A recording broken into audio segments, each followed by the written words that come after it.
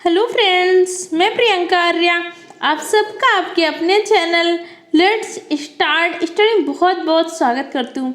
आज मैं आप सबके लिए सीटेट एग्जाम के लिए मैथ पेडागोजी की रिवीजन सीरीज लेके आई हूँ। इस शॉर्ट रिवीजन सीरीज में आप अपने सिलेबस का क्या करेंगे, बहुत ही शॉर्ट में रिवीजन कर पाएंगे, क्योंकि आप सबको पता है कि आपका सीटेट एग्जाम तो पोस्टपोन हो गया है, लेकिन जो टाइम मिल रहा है इस टाइम को आपको यूटिलाइज करना है, अपने सिलेबस का रिवीजन करते रहना है। इसीलिए मैं आपको हर सब्जेक्ट की रिवीजन सीरीज दे रही हूँ, जिसमें आपको शॉर्ट में रिवीजन कराया जा रहा है। अगर आपने अभी तक इससे पहले की रिवीजन सीरीज जैसे सीडीपी की रिवीजन सीरीज, एनवायरनमेंट की रिवीजन सीरीज या आपकी मैथ पेडागोजी की, हिंदी पेडागोजी की, इन सब की थ्योरी वाले वीडियो या रिवीजन सीरीज को नहीं देखा तो हमारे चैनल के प्लेलिस्ट में जाइए, वहाँ से जाके उन सारे रिवीजन सीरीज को देख लीजिए, क्योंकि ये रिवीजन सीरीज आपके एग्जाम के लिए बहुत ही हेल्पफुल होंगे। क्योंकि इसमें हम क्या कर रहे हैं, हर टॉपिक के सिर्फ इंपॉर्टेंट पॉइंट ही डिस्कस कर रहे हैं। जैसे सीटेट एग्जाम में प्रीवियस ईयर में क्वेश्चन पूछे जा चुके हैं या पूछे जाने की संभावना है, तो आप इन सारे वीडियो को देख लीजिए और टेलीग्राम से नोट प्राप्त करके उनके रिवीजन करते रहिए और हमारे चैनल को सब्सक्राइब कर लीजिए। जिससे क्या होगा कि हमारे चैनल पे आने वाले सारे वीडियो के आपको रेगुलर पेपर नोटिफिकेशन मिलता रहेगा, जिससे आपकी कोई भी क्लास मिस नहीं होगी। तो आज हम पढ़ेंगे गणित का पाठ्यक्रम में स्थान। आज का हमारा जो टॉपिक है क्या है, गणित का पाठ्यक्रम में स्थान। जैसे आप एज अ टीचर स्कूल में पढ़ाने जा रहे हैं, क्लास में पढ़ाने, तो आप जिस सब्जेक्ट को पढ़ाने जा रहे हैं आपको पता होना चाहिए ना पहले कि इसको पाठ्यक्रम में स्थान दिया क्यों गया। हम पढ़ाने जा रहे हैं तो क्यों पढ़ाने जा रहे हैं, आप बच्चों को मैथ क्यों सिखाना चाह रहे हैं, एनसीईआरटी ने क्यों मैथ को सिखाने पे जोर दिया, इसका पाठ्यक्रम में क्या स्थान है, दैनिक जीवन से कैसा संबंध है, इसकी प्रकृति कैसी है, इन सब के बारे में इस वीडियो में जानेंगे। तो इस वीडियो को पूरा एंड तक देखिए, ताकि इस टॉपिक से जितने भी आपके डाउट्स हो सारे डाउट्स आसानी से क्लियर हो जाए। तो चलिए हम पढ़ते हैं गणित का पाठ्यक्रम में स्थान। इसके लिए हम एक परिभाषा पढ़ते हैं, बहुत ही अच्छी परिभाषा है प्लेटो महोदय की। उन्होंने कहा कि गणित एक ऐसा विषय है जो क्या करता है, मानसिक शक्तियों को प्रशिक्षित करने का अवसर प्रदान करता है। अब जैसे हमारी जो मानसिक शक्तियाँ होती हैं, हमारा आईक्यू, हमारी बुद्धि, ये सब क्या हमारी मानसिक शक्तियाँ हैं, और गणित के द्वारा हम क्या करते हैं, इन मानसिक शक्तियों को प्रशिक्षित करते हैं। जैसे बच्चे को होता है बहुत सारी चीज़ें, आप स्कूल में बच्चा जाता है तो बहुत सारी चीज़ें बच्चे क्या होते हैं घर से ही सीख जाते हैं। आपको जैसे प्रारंभ में गिनती सिखानी तो कैसे सिखा सकते हैं, उससे पूछ सकते हैं बेटा आपने टाई कितनी पहनी हुई है, तो बताएगा कि मैंने एक टाई पहने हुए है। आपने शूज कितने पहने हुए हैं, आपके पास बैग कितना है, आपके पास बॉक्स कितने हैं, फिर इस बॉक्स में कौन कौन से सामान है वो कितने हैं। इस तरह से अगर आप क्वेश्चन पूछते हैं ना तो आसानी से सीख भी जाता है, उसकी रुचि भी जागृत होती है और उसकी मानसिक शक्तियाँ क्या होती हैं, प्रशिक्षित होती है। और ये परिभाषा किसने दी थी, प्लेटो ने। इसके अलावा आपके एनसीएफ में, एनसीएफ क्या होता है, राष्ट्रीय पाठचर्या रूपरेखा, नेशनल कैरिकुलम फ्रेमवर्क। एनसीएफ में कहा क्या गया है, एनसीएफ में कहा गया है कि गणित में सोचने तर्क करने का एक निश्चित तरीका होता है।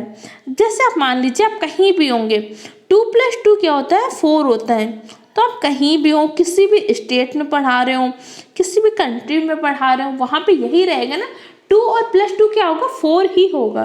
तो इसका तर्क करने का भी एक निश्चित तरीका होता है कि आप जैसे किसी से बहस कर रहे हैं, किसी बात पे बच्चे को समझा रहे हैं, तो बच्चा बोल रहा है नहीं 2+2 तो 5 होता है, तब से करके दिखा सकते हैं ना कि नहीं बेटा इसे आप काउंट करके देखो 2+2 कितना होता है, 4। तो इससे क्या होता है, एक तो उसकी मानसिक शक्तियाँ प्रशिक्षित होती हैं, दूसरा उसके सोचने व तर्क करने का एक निश्चित तरीका विकसित होता है। और ऐसा कहा किसने गया, एनसीएफ में। इसके अलावा कहा गया कि गणित के अध्ययन से क्या होता है, बालकों में तर्क शक्ति, विचार शक्ति व अनुशासन का विकास होता है। तर्क शक्ति, जैसे मैंने भी आपको बताया कि आप बच्चे को नहीं समझ में आ रहा है कि 2+2 4 होता है, तो आप उसे 4 चीज़ें काउंट दिखा सकते हैं। पहले उसे 2 दीजिए कि बेटा ये देखो 2 है, फिर एक 1 दे दीजिए, फिर 1 दे दीजिए कि तो बेटा ये 2 है, फिर ऐसे कर सकते हो बेटा टोटल कितनी हुई, तो बताएगा 4। तो ऐसे क्या हो रहा है, उसके तर्क शक्ति का विकास हो रहा है, विचार शक्ति का। जैसे आप मान लीजिए उसको आपने शॉप में भेजा कि बेटा ये लो 100 रुपये लेके जाइए और जाके आप 50 रुपये का ये सामान ले लीजिए। ₹10 का ये ले लीजिए। उसके बाद जो बच्चे पैसे होंगे उसमें ₹20 अपने भाई को दे दीजिए। बच्चे पैसे क्या करिए, मुझे दीजिए। तो बच्चा शॉप में किया कितने रुपए, 100। 50 का उसने एक सामान ले लिया, ठीक, और 10 का उसने एक दूसरा सामान ले लिया, तो 60 का सामान हो गया। और बच्चे उसने ₹20 क्या कर दिया, उसने अपने भाई को दे दिए, तो 80 हो गए। तो बताइए कितने पैसे वापस करेगा, 20 ही तो करेगा। इस तरह से आप बच्चे से पूछ सकते हैं कि बेटा आपने कितना खर्च किया, तो बताएगा 60। फिर आप बता सकते हैं बेटा आपने कितने भाई को दिए, तो कहेगा 20। कितने बच्चे, 20। इस तरह से आप उसको ऐड के सवाल भी और सब्ट्रैक्ट के दोनों एक साथ भी बता रहे हैं। उसके क्या हो रहा है, विचार शक्ति का भी विकास हो रहा है। इसके अलावा क्या होता है, अनुशासन आदि का विकास होता है। सोचिए अगर हमारे ज़िंदगी में लाइफ में क्या हो, मैथ ना होती, तो आप मान लीजिए सुबह जैसे हम उठते हैं तो हम देखते हैं ना 5 o'clock या 6 o'clock या 7 o'clock, कैसे टाइम को पता चलता है, मैथ के द्वारा ही तो उस डिजिट को पहचान पाते हैं ना कि नहीं 7 o'clock हो गया है, 5 o'clock हो गया है। इससे और भी चीज़ें होती हैं हमारे दैनिक जीवन में, जैसे सुबह से लेकर शाम तक हम सब जानते हैं हमारे जीवन में गणित का कितना बड़ा योगदान है। अब हम पढ़ते हैं कि गणित को पाठ्यक्रम में स्थान दिए जाने का कारण क्या है। गणित क्या होता है, गणित के बारे में एनसीईआरटी में क्या क्या गया, ये सब तो आपने पढ़ लिया। अब हम पढ़ते हैं गणित को पाठ्यक्रम में स्थान क्यों दिया गया। एज ए टीचर आप मैथ पढ़ाने गए तो आपको पता होना चाहिए ना कि जो मैथ को इसको सिलेबस में रखा क्यों एनसीईआरटी में, एनसीईआरटी का उद्देश्य क्या है सब्जेक्ट को पढ़ाने का। जैसे आपने ईवीएस पढ़ा था कि ईवीएस क्यों पढ़ाया जाता है बच्चों को, ईवीएस इसलिए पढ़ाते हैं ना कि उनके परिवेश की जो भी चीज़ें हैं, चाहे विज्ञान के अंतर्गत आती हो, चाहे सामाजिक विज्ञान के अंतर्गत, चाहे पर्यावरण के अंतर्गत, 5th तक बच्चों को क्या होता है वो एक साथ शिक्षा देते हैं ईवीएस के द्वारा। तो उसको क्या, उसका परिवेश में जो घटनाएं घटित रही उनके बारे में ज्ञान देने के लिए। इससे अकॉर्डिंग आपको पता होना चाहिए कि मैथ क्यों पढ़ा रहे, क्योंकि किसी भी चीज़ को जब तक आपका उद्देश्य नहीं पता होगा कि इस काम को करने का उद्देश्य क्या है, तब तक आप क्लियर नहीं कर सकते।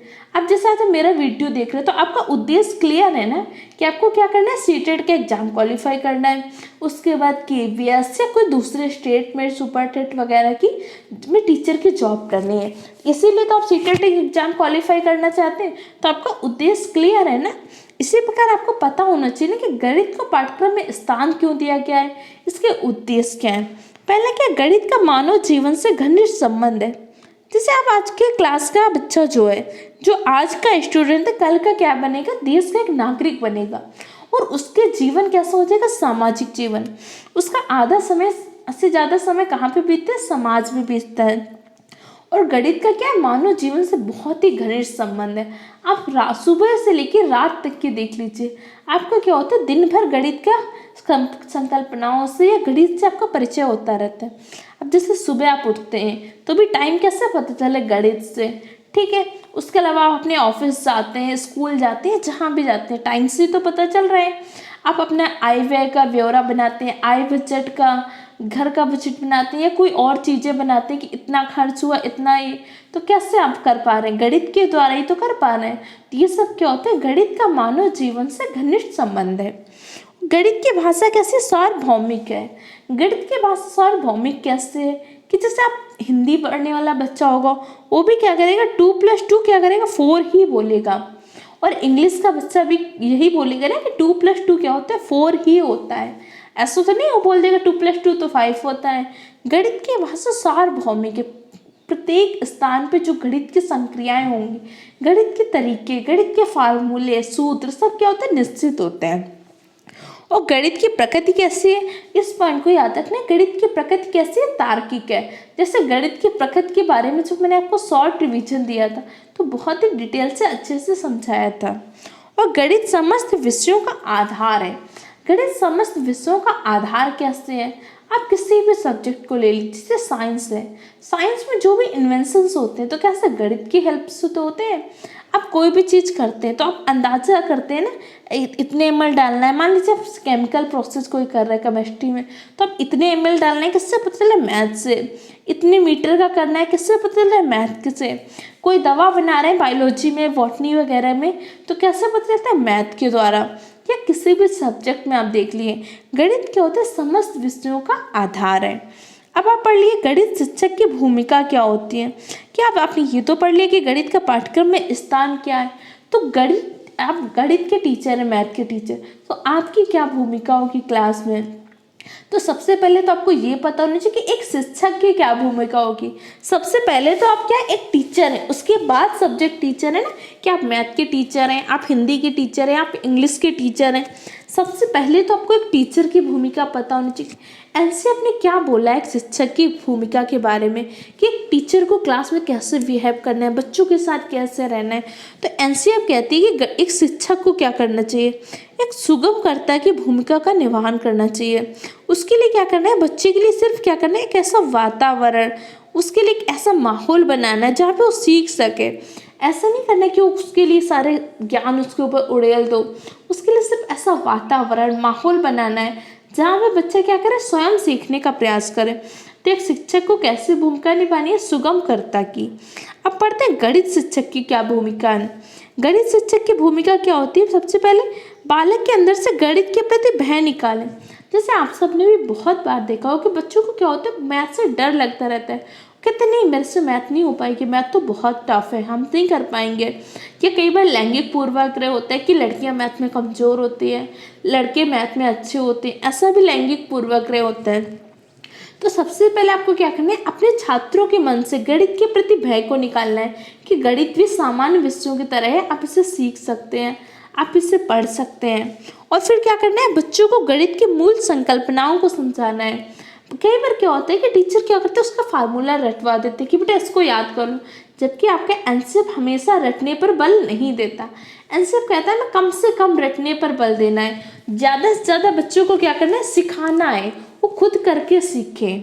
इसलिए आपको क्या करना है, गणित के मूल संकल्पनाओं को समझाना है। जैसे आप मान लीजिए ज्योमेट्री पढ़ा रहे हैं, उसमें आप उसको सर्कल पढ़ा रहे हैं, कोन पढ़ा रहे हैं, सिलेंडर पढ़ा रहे हैं, तो इसके लिए आप क्या कर सकते हैं, बच्चे के आसपास जो चीज़ें होंगी, जैसे कि उसके बर्थडे कैप कैसे शेप में होगी, कौन शेप में, और बहुत सारी चीज़ें होंगी, इन सब के पहले क्या करना है, मूल संकल्पनाओं को समझाना है। जैसे आप बच्चे को क्या पढ़ा रहे हैं, आयत के बारे में, ठीक है। अब आयत के बारे में अगर आप उसे तुरंत बता देंगे तो हो सकता है नहीं समझ पाए, तो उससे कह सकते हैं ना कि बेटा आपका बॉक्स कैसा है, या आपकी इरेजर कैसी है, इसकी दो साइड तो इक्वल है, इधर की दो साइड इक्वल है, या और भी दूसरी चीज़ें। हो सकता है कि अगर ऐसा कुछ नहीं है तो आप उसको ईंट के द्वारा दिखा सकते हैं कि बेटा ये देखो ईंट कैसी है। इस तरह से पहली बात, जब बच्चे को क्या करना है, जो भी आपके सामने मूर्त चीज़ें हैं उन्हें दिखा के अमूर्त के बारे में समझाना है। और बच्चों के गणित के प्रति क्या करना है, रुचि जागृत करनी है। अब जैसे आप मान लीजिए कि आपको किसी भी तरह बच्चों का पहले इंटरेस्ट जागाना है कि बच्चे सीखने के लिए तैयार हो जाए। तो आप मान लीजिए आपकी क्लास में बच्चा आया, अब उससे आपको काउंटिंग सिखानी है, तो पहले तो उसकी रुचि जागृत करनी होगी ना कि बेटा काउंटिंग क्यों ज़रूरी है। तो उससे पूछ सकते हैं ना कि बेटा ये पैसे काउंट करो कितने हुए, तो हो सकता है कहेगा नहीं मुझे तो नहीं आता है। या आप उससे बोल सकते हैं बेटा आपके पास इतने टॉय हैं, मैं आपको इतने टॉय और दे रहा हूँ 10 टॉय, तो आपके पास कितने हो जाएंगे। अगर उससे काउंटिंग नहीं आती तो कहेगा नहीं मैं तो काउंट नहीं कर पा रहा हूँ, तब उससे कहेंगे नहीं बेटा इसीलिए आपको क्या करना है, इससे काउंटिंग आनी चाहिए। आपको पता चलेगा आपके पास कितने पैसे कम हो रहे हैं, कितने ज़्यादा हो रहे हैं, या आपके पास टॉय कैसे हैं, कम हैं, ज़्यादा हैं। कोई आपको टॉय दे रहा है तो आपके टॉय क्या हो रहे हैं, कोई आपसे ले रहा है तो कम हो रहे हैं कि ज़्यादा हो रहे हैं, कितनी काउंटिंग हो रही है, ये सब कैसे आप सीख सकते हैं, काउंटिंग के द्वारा, गिनती के द्वारा। तो बच्चों की क्या करनी है, हमें रुचि जागृत करनी है। अब जैसे आप मान लीजिए कि बच्चा आया, उसे इस तरह से भी नहीं समझ में आ रहा है, तो आप क्या करना, उससे पूछ सकते हैं कि बेटा आपने टाई कितनी पहनी है। तो हो सकता है इसका आंसर वो दे देगा कि टाई मैंने कितनी पहनी, एक पहनी है। तो आप कह सकते हैं बेटा अगर एक में एक जोड़ दें, या ऐसे पूछ सकते हैं बेटा आपने शूज कितने पहने हैं, तो हो सकता है बता दे कि मैंने 2 पहने हैं। बच्चे के पास जो भी चीज़ है उसी के आधार पर उसको समझाने का प्रयास करना है। जैसे आपको पता है कि पेडागोजी होती क्या है, पेडागोजी का टीचिंग आर्ट है कि आपको बच्चे को क्लास में कैसे पढ़ाना है, बच्चों के साथ जो सिचुएशंस आएंगी, समस्याएं आएंगी, उन सब से आपको डील कैसे करना है। तो इसलिए आपके माइंड में हमेशा होना चाहिए कि एज ए टीचर हमारे सामने ये समस्या आएगी तो हम कैसे डील करेंगे, कैसे इन सब समस्याओं को समाधान करना है। इन्हीं सारे से रिलेटेड क्या होते हैं, आपके पेडागोजी के क्वेश्चन होते हैं। और गणित शिक्षण का मुख्य उद्देश्य क्या होता है, बालक में गणितीकरण की क्षमता का विकास करना। अब बालक में गणितीकरण की क्षमता का विकास करने का तात्पर्य क्या होता है? उसकी सोच का गणितीकरण करना। अब उसका सोच का गणितीकरण करने का तात्पर्य आपको पता होना चाहिए कि जैसे आप बच्चे को शॉप में भेजते हैं, तो अगर वो अच्छे से हिसाब कर पाता है कि मैंने इतने का सामान लिया, इतने पैसे बचे, इतने पैसे मैं वापस ले आया, इतने खर्च हो गए, तो ये क्या हो रहा है? उसका सोच का गणितीकरण। वैसे तो नहीं, शॉप में गया, कह रहा नहीं मैं तुरंत लिखने बैठेगा, वो माइंड से ही कर लेगा कि नहीं मैंने 100 का सामान लिया था, अब मेरे पास 200 रुपीज़ थे, इसमें 100 बच गए। ऐसा अगर छोटी छोटी चीज़ें वो माइंड से ही कर रहा है तो उसके सोच का क्या हो गया? गणितीकरण हो गया। और यही आपका क्या है? गणित शिक्षा का मुख्य उद्देश्य है कि आपको बालक की सोच का क्या करना है? गणितीकरण करना है। इस तरह से आज आपका जो सेकंड टॉपिक था मैथ पेडागोजी का, जैसे आपने सेटेड एग्जाम का ऑफिशियल सिलेबस देखेंगे उसमें टॉपिक दिए हैं, आपको इन्हीं टॉपिक को पढ़ना है। जैसे मैंने आपको पहले इसका वीडियो दिया था जब, तो मैंने आपको हर टॉपिक को बहुत ही डिटेल से समझाया था। अगर आपने अभी तक उन सारे टॉपिक को वीडियो नहीं देखा तो हमारे चैनल के प्लेलिस्ट में जाइए, वहाँ से जाकर उन सारे वीडियो को देख लीजिए। इसके अलावा अगर आपने सीटेड एग्जाम के लिए सीडीपी की, ईवीएस की, EVS pedagogy, Hindi pedagogy, math pedagogy की ये सारी क्लासेस नहीं देखी तो हमारे चैनल पे जाइए, उनकी प्लेलिस्ट बनी हुई है, उन सब से देख लीजिए, नोट्स बना लीजिए और रिवीजन करते रहिए। और अगर आपको पीडीएफ फॉर्म में नोट्स चाहिए तो हमारे Telegram channel let's start study को टेलीग्राम पे सर्च करके ज्वाइन कर लीजिए, वहाँ पे आपको पीडीएफ फॉर्म में नोट्स प्रोवाइड किए जाते हैं। ओके फ्रेंड, अगर वीडियो आपको हेल्पफुल लगा है तो हमारे चैनल को सब्सक्राइब करें, वीडियो को लाइक करें और अपने दूसरे फ्रेंड के साथ भी शेयर करें। Okay friend, thank you for the watching my video.